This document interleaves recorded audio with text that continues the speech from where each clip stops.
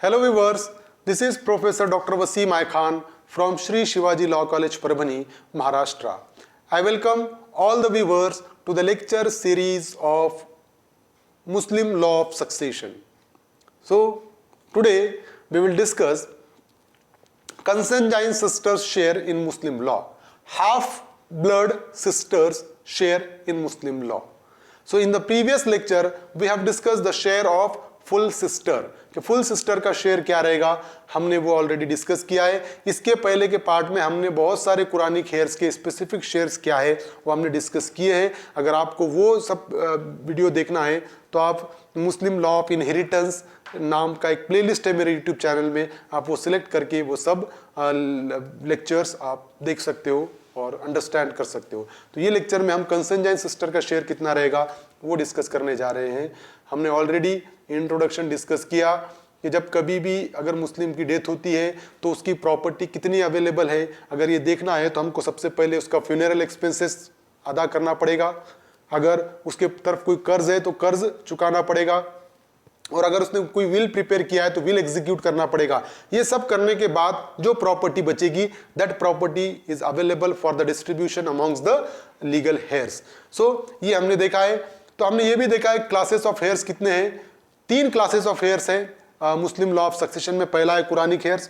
So whenever the Muslim dies we will distribute the property of that Muslim amongst the Quranic heirs as per their specific shares.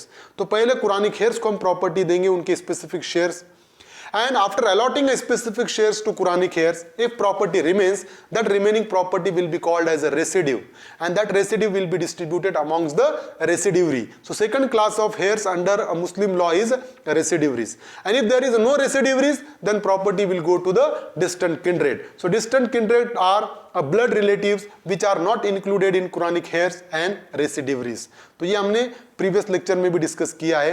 Now we will move towards the share of consanguine sister.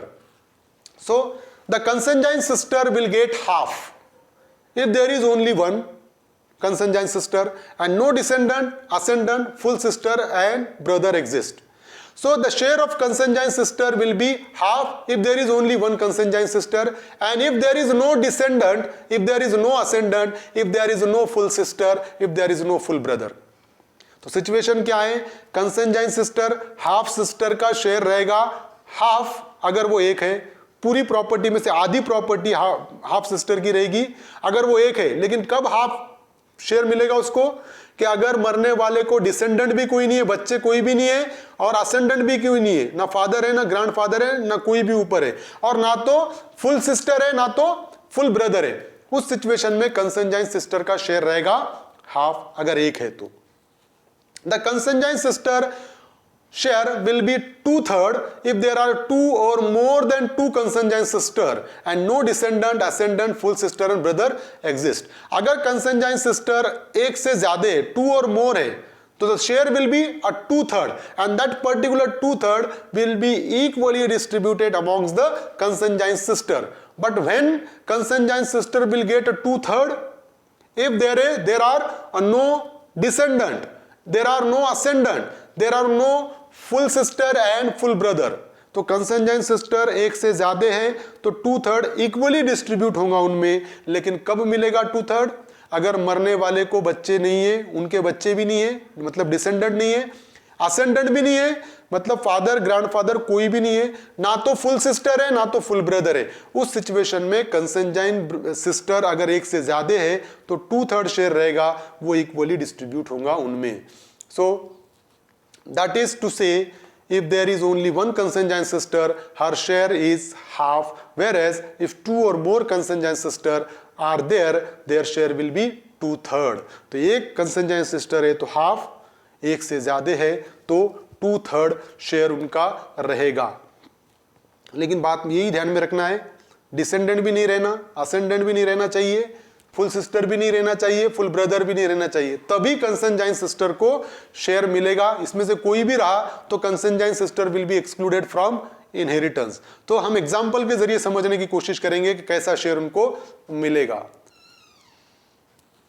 So if this particular person dies, अगर ये person की death होती है, and if there are no descendant, कोई भी descendant नहीं है, children's कोई भी नहीं है, जैसा कि हम ये एग्जाम्पल में देख रहे हैं कि there are no descendant, there is no father and true grandfather. मतलब क्या हो रहा है कि ना तो यहां पर डिसेंडेंट है ना तो असेंडेंट है।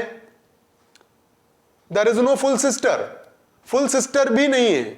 And if there is only one consanguine sister, और सिर्फ एक कंसंजाइन अगर सिस्टर है, तो उस सिचुएशन में consanguine sister will get half. Consanguine sister को कितना मिलेगा? हाफ, क्योंकि एक ही है। बट कब मिल रहा है? अगर आप यहां ध्यान में देखोगे तो यहां पर ये जो है कोई भी नहीं है डिसेंडेंट, यहां पर असेंडेंट भी कोई भी नहीं है, ना तो फुल सिस्टर है। इस सिचुएशन में कंसंजाइन सिस्टर को मिल रहा है हाफ। First example. अब हम दूसरे एग्जांपल की तरफ जाएंगे कि suppose if this particular person dies leaving behind no descendant no ascendant. अब यहां पर भी हम देख रहे ना तो डिसेंडेंट है ना तो असेंडेंट है। अब क्या हुआ? ना तो फुल सिस्टर है, but there are two consanguine sister, then the share will be 2/3 and that particular 2/3 will be equally distributed among a consanguine sister. For example 100 रुपये अगर प्रॉपर्टी है तो 100 रुपये प्रॉपर्टी का 2/3 होता है 66 रुपये 66 पैसे। तो अब ये 66 रुपये 66 पैसे दोनों बहनों में इक्वली डिस्ट्रीब्यूट होंगे, मतलब 33 रुपये 33 पैसे एक को, 33 रुपये 33 पैसे दूसरे को। बट ये कंसंजाइन सिस्टर को कब मिल रहा है share? If there are no descendant, if there are no ascendant, if there is no full sister, then only consanguine sister will get a 2/3 if there are more than one consanguine sisters are there. Another example we will discuss. Suppose if this person dies intestate, there are no descendant, there are no ascendant. But suppose if there is a full sister, अगर full sister है, descendant कोई भी नहीं है, ascendant कोई भी नहीं है, but यहाँ पर full sister है, so the two or one consanguine sister whatever it may be, अगर है तो consanguine sister को मिलेगा 1/6 और full sister को मिलेगा हाफ। तो ये समझने जैसा एग्जांपल है कि यहां पर फॉर एग्जांपल डेथ हो गई इंटेस्टेट की, उसको डिसेंडेंट कोई भी नहीं है, असेंडेंट कोई भी नहीं है, लेकिन एक फुल सिस्टर है, एक ही फुल सिस्टर है। तो उस सिचुएशन में कंसंजाइन सिस्टर को मिलेगा 1/6। अगर एक है तो एक को 1/6 मिल जाएगा, एक से ज्यादा कंसंजाइन सिस्टर है तो 1/6 वो कंसंजाइन सिस्टर में इक्वली डिस्ट्रीब्यूट होगा, और जो एक फुल सिस्टर है उसको मिलेगा half. That will be the share.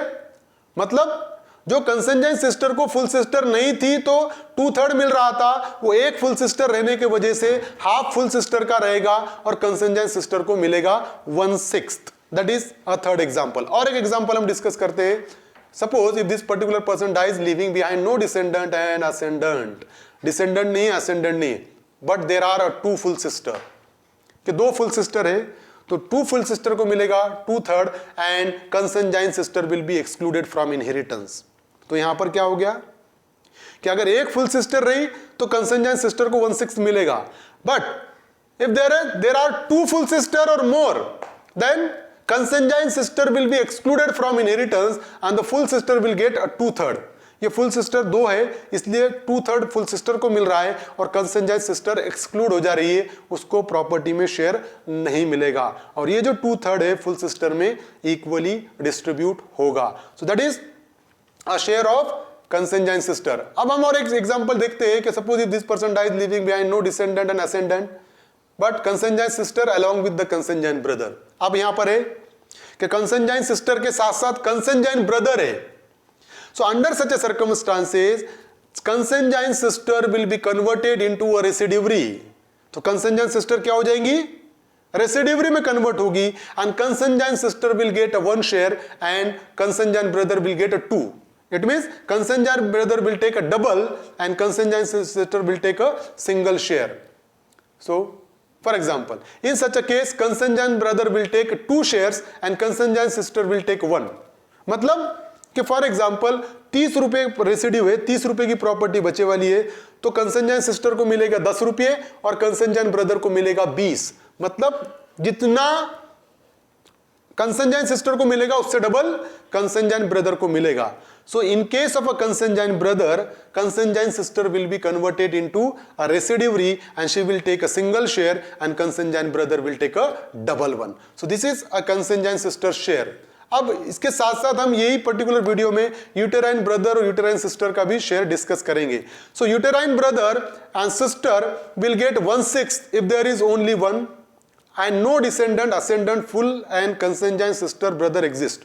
तो कंसेंजाइन ब्रदर और सिस्टर को मिलेगा 1/6 अगर एक ही है. तो कंसेंजाइन ब्रदर या सिस्टर एक ही है तो उसका शेयर रहेगा 1/6. लेकिन कब मिलेगा? There is no ascendant, there is no descendant, there is no full sister, half sister and brother. कोई भी नहीं है तो यूटेराइन ब्रदर अगर एक है या यूटेराइन सिस्टर एक है तो 1/6 उनका शेयर रहेगा.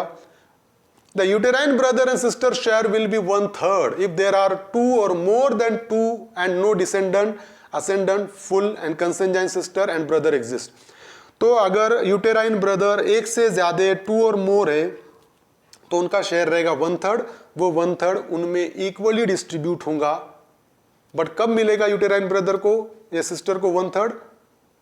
2 या 2 से ज्यादा है और मरने वाले को डिसेंडेंट भी नहीं है, असेंडेंट भी नहीं है, फुल सिस्टर ब्रदर नहीं है, हाफ ब्रदर सिस्टर नहीं है. उस सिचुएशन में ही यूटेराइन ब्रदर और सिस्टर को मिलेगा 1/3 अगर एक से ज्यादा है तो यूटेराइन ब्रदर और सिस्टर का शेयर है 1/6 और 1/3. 1/6 अगर एक है तो 1/3 अगर एक से ज्यादा है तो इक्वली डिस्ट्रीब्यूट होगा. लेकिन मिलेगा कब? डिसेंडेंट नहीं है, असेंडेंट नहीं है, फुल हाफ ब्रदर सिस्टर कोई भी नहीं है, तब यूटेराइन ब्रदर को मिल रहा है 1/6 और 1/3. So these are the particular share of consanguine sister as well as the uterine brother and sister we have discussed in this particular lecture. So I hope you understand this topic, and if you understand this topic, please subscribe my channel, press the like button, press the notification button and share this video with your friends. Thank you very much.